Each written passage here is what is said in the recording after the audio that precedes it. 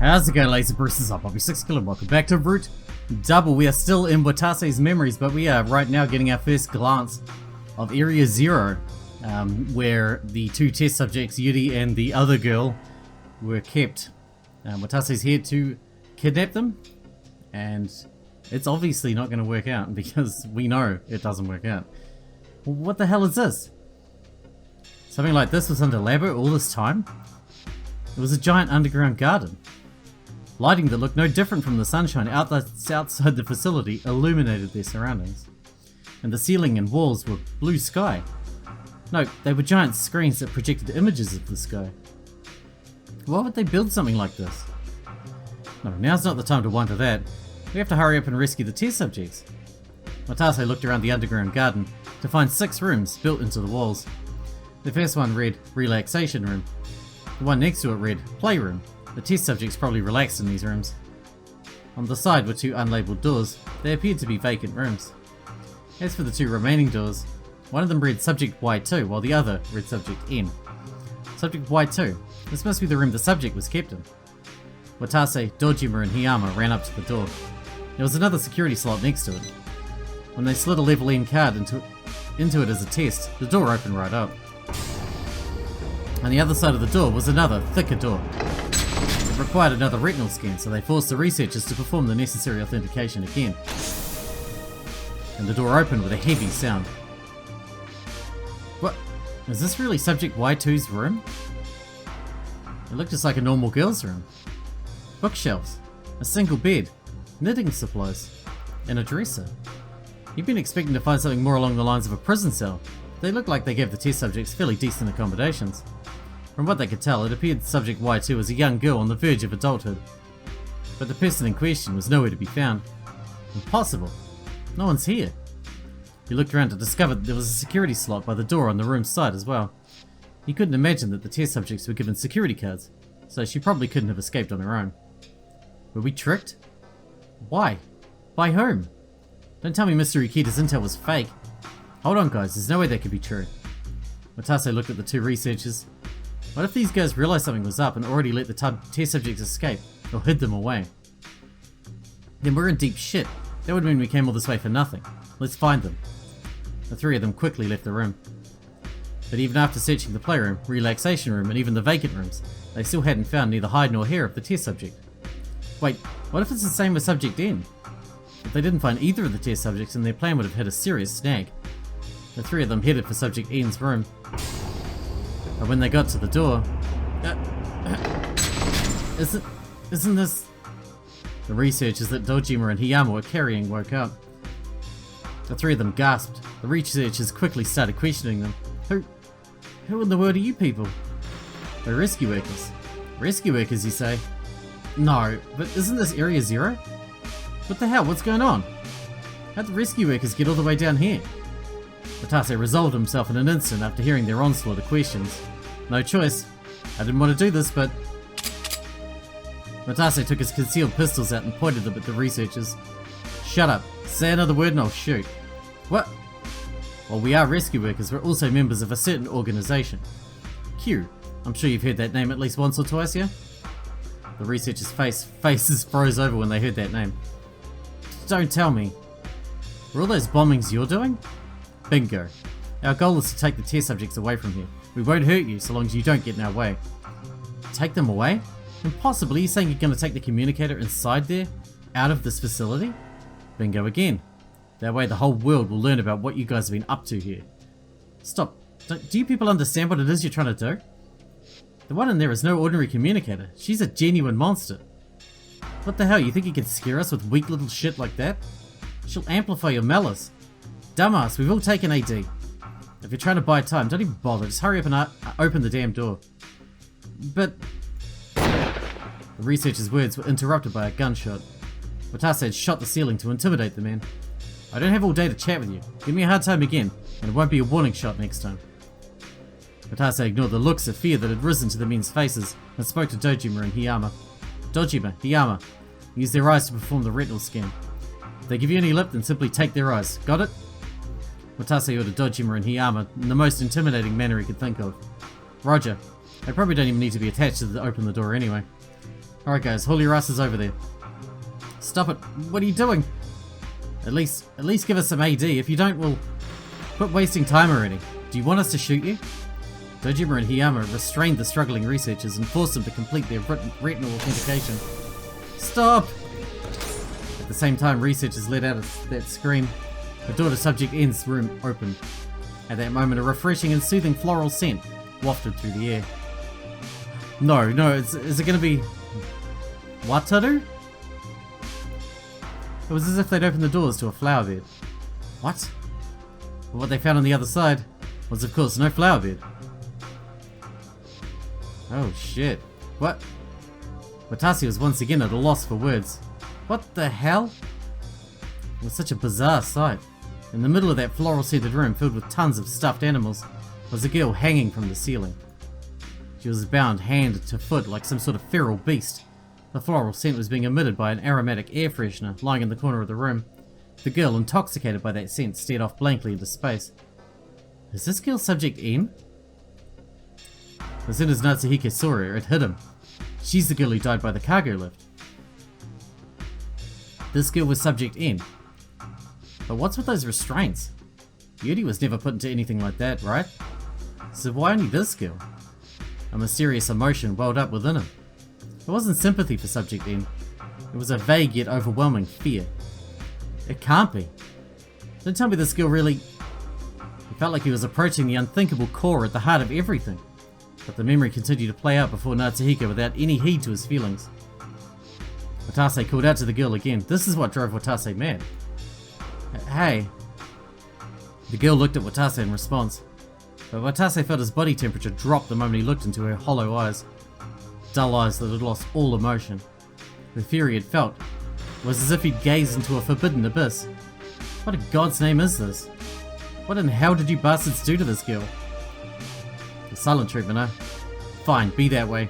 Dojima, keep an eye on them. Hiyama, help me get her out of these restraints. Yeah. Dojima and Hiyama came back to their senses and sprung into action. Dojima pushed the researchers against the walls outside the room.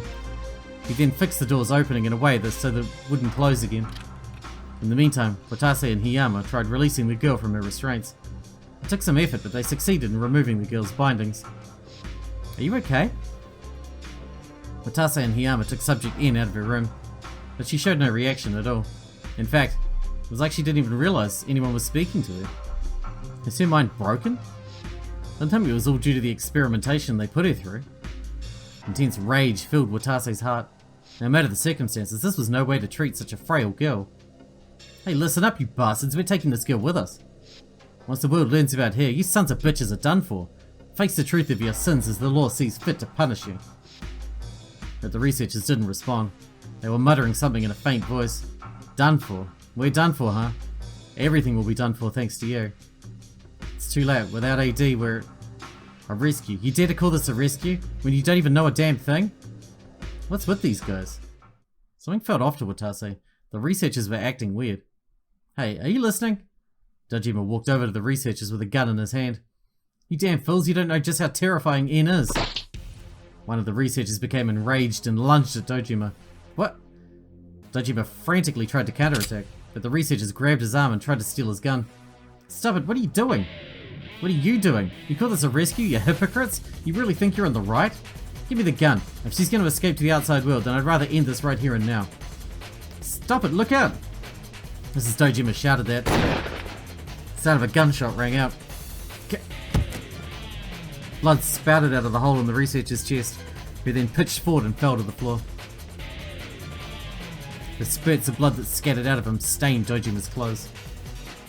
Everyone in the room stood rooted in place as if they were frozen.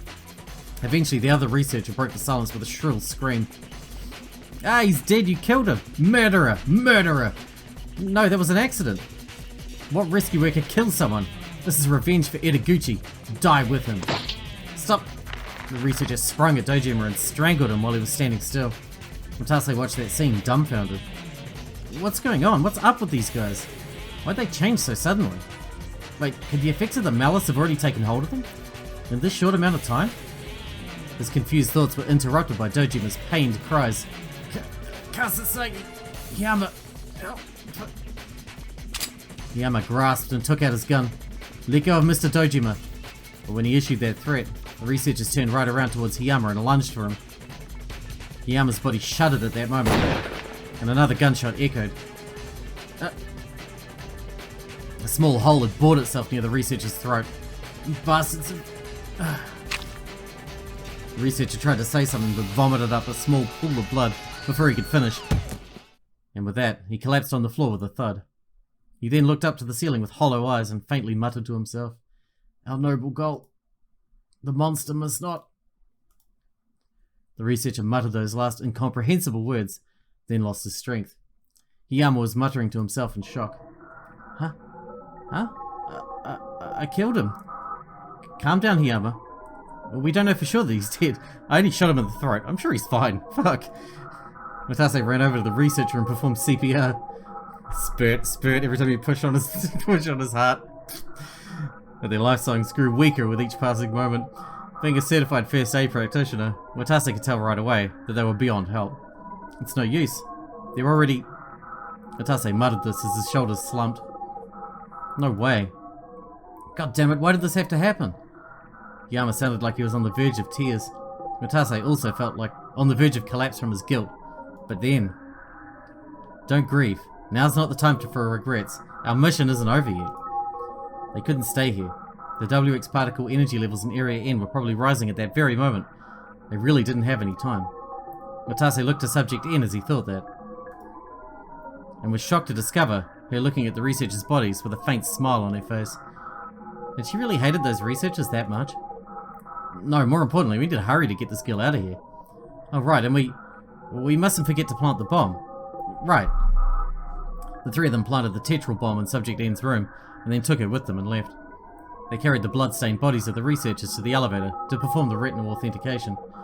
He was worried that the retina of someone half dead wouldn't work, but the elevator operated without any issues.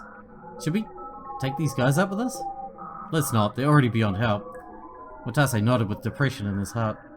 Their supposedly foolproof plan had already begun to completely fall apart. Natsuhiko watched the memory with bated breath.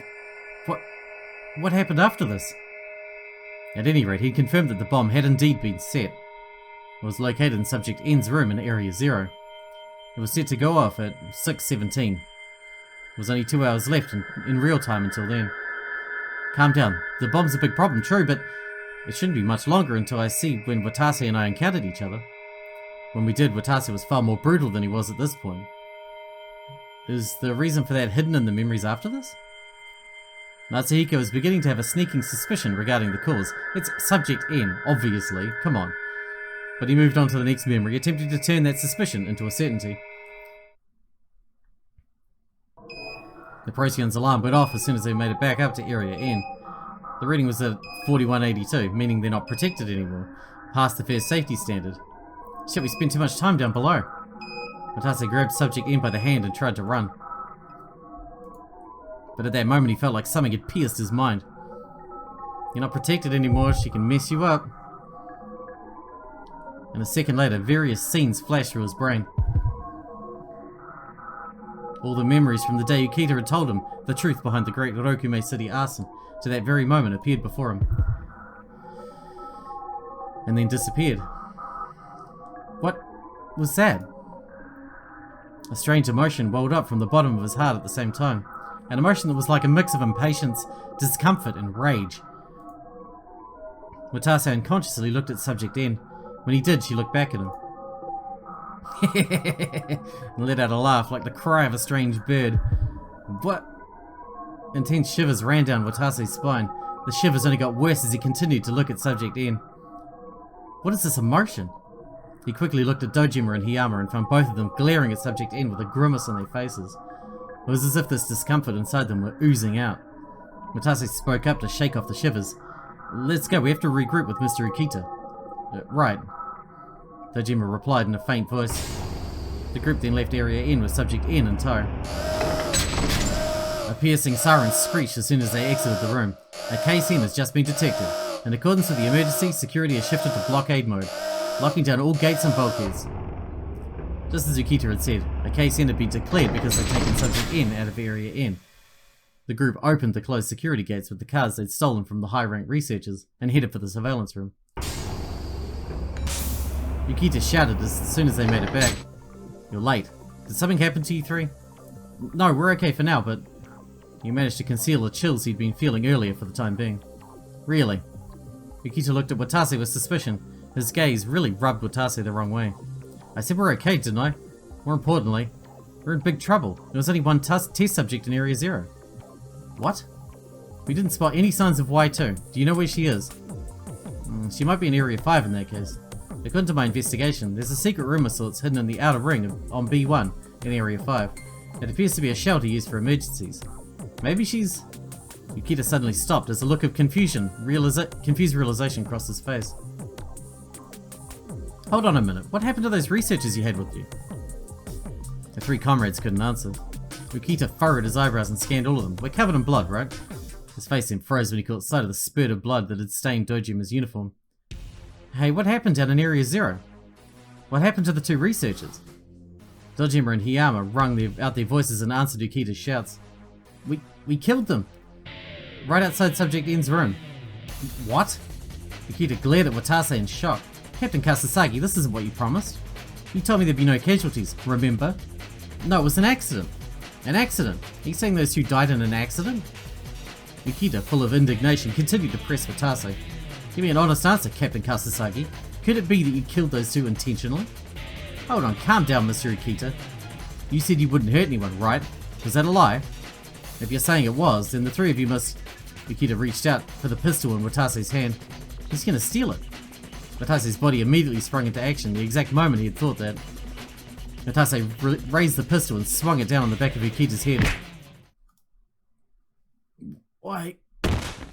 Yukita lost consciousness and collapsed on the floor. Watase came back to his senses and spoke up. "I'm sorry, Mr. Yukita. It's too late for us to turn back." None of them had wished for things to turn out the way they did. But what was done was done. Dojima called out in a worn-out voice.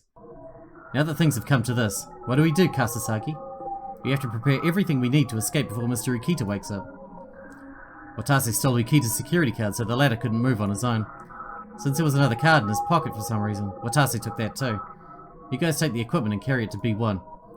What do you do about Subject Y2? Subject Y2. She was most likely a young woman, judging by how her room had looked. There was no way they could leave her behind." "I'll go look for her." "Are you serious? All by yourself?" "There's no other choice. I'll leave the rest to you guys. If I'm not back in 20 minutes, go on without me." Watase said that and rushed out of the surveillance room. He felt a great discomposure in his heart. He thought, as he kept on running, Subject Y2 has to be in Area 5. If I can just find her, then the plan will succeed. There may have been some casualties, but they're the bastards who treated Subject N so horribly. Besides, that wasn't their only sin. They're also the bastards who indirectly caused the fire 16 years ago. So that was... right, that was retribution. Those bastards deserve to die. Sure, yeah, convince yourself of that. Watase thought that in an attempt to justify his and his comrades' actions. But another thought crossed his mind unexpectedly. Deserve to die? That might be true, but... were they the only ones responsible for causing the fire 16 years ago? They're not the ones who directly caused it, right? Huh? What the hell was I just thinking? The ones who directly caused it? His mind was torn up by chaos and he couldn't stop his thoughts. Even Watase himself didn't really know what he'd been thinking. He arrived at B1 of Area 5's outer ring, as the chaos continued to reign in his heart. Watase had nigh superhuman stamina, yet he was out of breath. His heart was pounding harder than normal and he couldn't catch his breath at all. Where's Subject Y2? He blindly searched around and soon spotted the strange object. Something that appeared to be a keypad was built into one of the hallway's walls.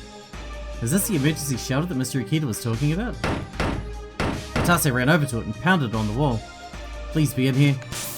It wasn't long before the wall opened and a door appeared. A girl came out of the door. She looked confused the moment she saw Watase. Watase spoke to her in the calmest voice he could muster. "Finally found you. You're a person of interest to this lab, right?" Who are you?" "I'm a rescue worker. I'm here to save you guys." When Watase said that, the girl's face froze.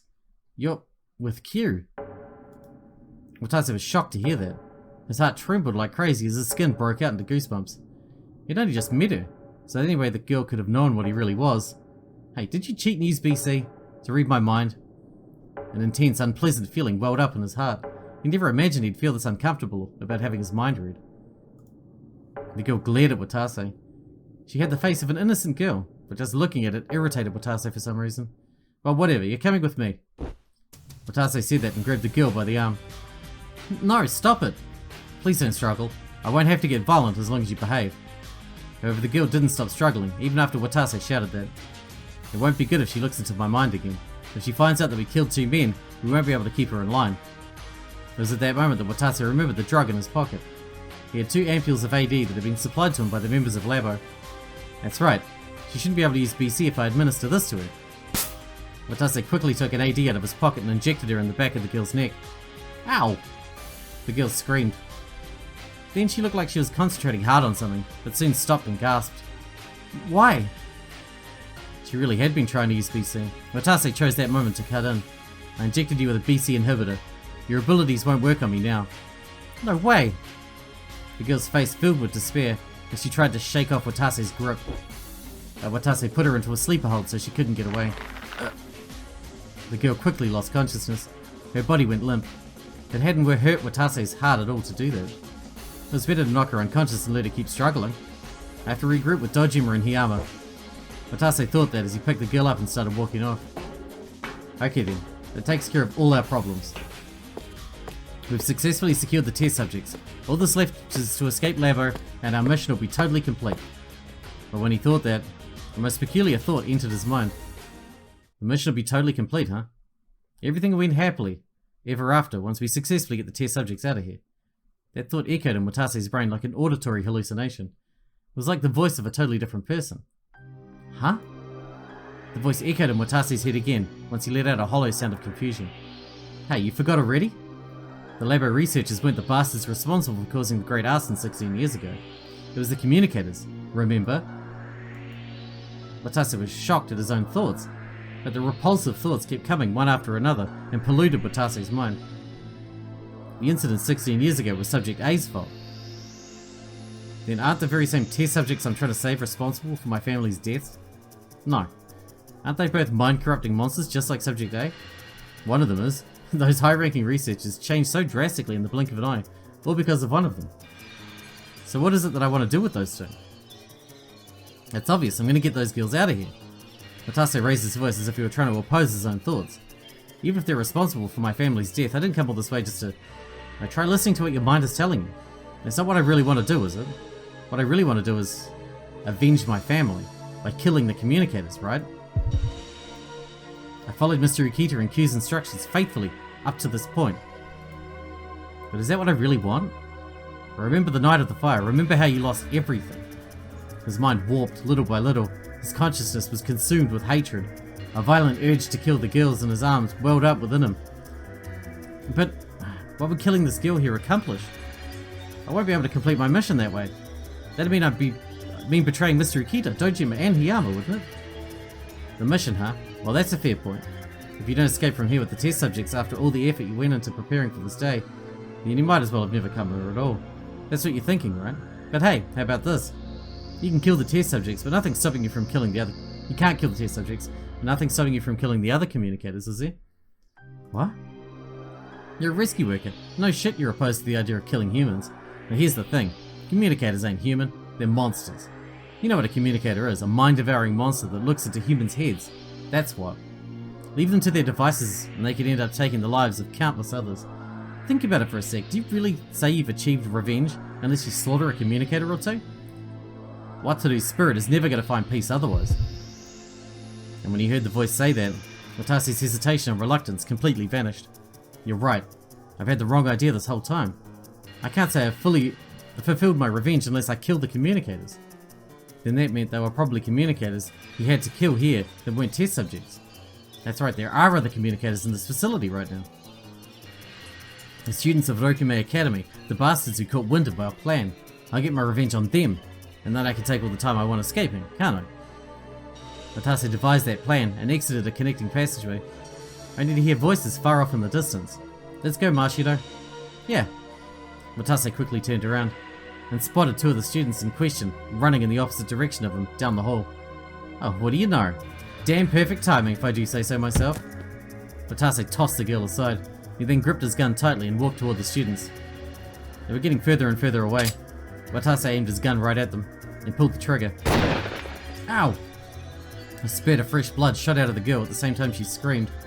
Huh? What is this? Oh, it burns. It hurts, Natsuhiko. Are you okay, Mashiro? I'll treat it right. Watase then spoke as the students panicked. Guess it's harder to hit a moving target than you'd think. You? We meet again, Communicator. He was bitter that he hadn't killed him yet. Intense passion filled his heart. I'll kill you. I'll kill you for sure with the next shot. If I don't kill these monsters right here and avenge Wataru, then my revenge will never end. I'll kill them. Kill. Kill. Kill. After that, Watase's thoughts became incoherent. Natsuhiko was totally speechless. Watase's distorted mind was swirling with tremendous hatred and killing intent. The visions of the memories floating about were likewise warped, ruined, and teeming with malice. Isn't this the malice I sensed back then? The malice from when I erased Watase's memories? Watase's mind was devoted to hatred towards communicators. Resentment, indignation, lament, murderous rage. All sorts of negative emotions. Natsuhiko even felt Watase's unadulterated emotions that could neither be verbalized nor visualized. Oh crap, my mind will be devoured too. Oh, we did it, we're out. Oh, he's gone back to being evil by the look of him. Natsuhiko immediately severed his connection with Watase's mind. Watase's body twitched, and he absent-mindedly hung his head. When Natsuhiko returned to reality, Yuri raised her voice in surprise. Hikarin? Are you okay? Natsuhiko couldn't answer that question. His entire body was oozing with sweat, and yet his spine was ice cold. What the hell was that just now? The last of Watase's memories that Natsuhiko saw had clearly gone mad at the final stage. All of Watase's thoughts had been logically sound until then, and yet they'd suddenly gone erratically incoherent. And it couldn't be something as simple as him being mentally driven into a corner due to the unforeseen deaths in his plan. Could a transfiguration so suddenly even happen normally? No, of course not. There has to be some sort of reason Watase went mad. The very first plausible reason came to mind was the presence of Subject N. Right after Subject N let out that bizarre laugh, the violent intentions within Watase suddenly arose. It was almost like Watase's personality had been rewritten. Could that have been the same thing that Communicator A did 16 years ago? The root of the great Rokume City arson? Communicator A's malice contagion? The same phenomenon happened here inside this facility. Natsuhiko's thought process went into overdrive. Everyone who came into contact with Subject N became completely deranged, such as the high-ranked researchers named Watase. The rescue workers Dojima and Hiyama may have fallen victim to the same mental state as well. If you think about it normally, it's strange, but if Subject N spread around malicious telepathy the same way Communicator A did, then everything made sense. In other words, Watase, his comrades, and the researchers all had their minds warped by Subject N's BC. No, wait a sec. There's something off about that assumption. Watase didn't hear any telepathy from Subject N. If he didn't hear any of her telepathy, then it should be impossible for her emotions to have propagated to him. Watase unconsciously fell into an abnormal state of mind. Why would that happen? As Natsuhiko pondered that point, he recalled something that he'd seen in Watase's memory. Right before Subject N laughed, visions of Watase's past flickered in the back of his mind for a second. I know of a phenomenon quite similar to that. The same thing happened when Yuri dove through my brain. Which means that Subject N used sense sympathy on Watase. It was the only possibility he could think of. The malice contagion isn't spread through telepathy at all, it's spread through sense sympathy. Subject N was a communicator who was incarcerated here in Labo, just like Yuri. It wouldn't be surprising if her ability were at the same level. Or fucking a lot more. In that case, Subject N's been manipulating Watase via sense sympathy. But sense sympathy shouldn't be able to connect several humans at the same time. If several humans were in contact at the same time, their multiple perspectives and senses would likely blend together into an incomprehensible mess. And yet all of the people who came into contact with Subject N were infected by her malice one by one, and yet remained in that state continuously. They weren't being manipulated, it was like their very personalities were warped. As he pondered to himself, Natsuhiko recalled his mother's words. A human's personality consists of an accumulation of memories. The spirit is the aggregation of information within the brain. In that case, the true root of Watase's personality transfiguration was... the true form of the malice contagion phenomenon was... no way, it can't be. Watase and everyone else with him. had their memories rewritten by Subject N. That conclusion hit Natsuhiko like lightning. In Watase's memories, the ones that I saw were counterfeit memories. Subject N took the memories of all the people she came into contact with and rewrote them with memories full of malice. But even if those memories were a forgery, to Watase they were the truth. And Natsuhiko read those malice-filled memories, which means right now Natsuhiko turned his eyes towards Watase. He was still hanging his head. A shadow was cast in his face, obscuring his expression. Captain Kasasagi? Watase did not answer. Natsuhiko's heart started pounding like an alarm bell. Crap. Watase got his memories from back then. No way. Having noticed the anomaly, Yuri spoke up fearfully, upon which Watase started muttering. I see. Now I remember everything. With an earth-rattling voice, Watase slowly looked up. His eyes were filled with hatred. You've sure done it now, kids. Captain Kasasagi? Natsuhiko quickly shouted and readied the gun. But Watase merely spoke up defiantly. What, gonna shoot me? Sure, you might pride yourself in destroying minds, but do you have what it takes to destroy bodies? Natsuhiko held Yuri's trembling hand and tried to shoot the gun with his free hand, but... Damn it, why? Why can't I shoot him? His finger froze on the trigger. Even though a mere centimeter of movement would end the life of the enemy in front of him. You can't, can you, communicator? It's because that's what humans do. We humans don't have the abilities like your ilk. That's why we brought guns. Or else we'd have no hope of winning against monsters like you. Watase spoke menacingly as he sidled up to them. This is bad. I have to dive into his mind once more and destroy this memory again. At the moment Natsuhiko formulated that plan, Yuri's telepathy echoed inside his head. You can't, Hikarin. You're only going to repeat the same mistakes. All Subject N did was distort Captain Kasasagi's memories into a mess. You need to repair them. Repair them back to their original form. Oh no!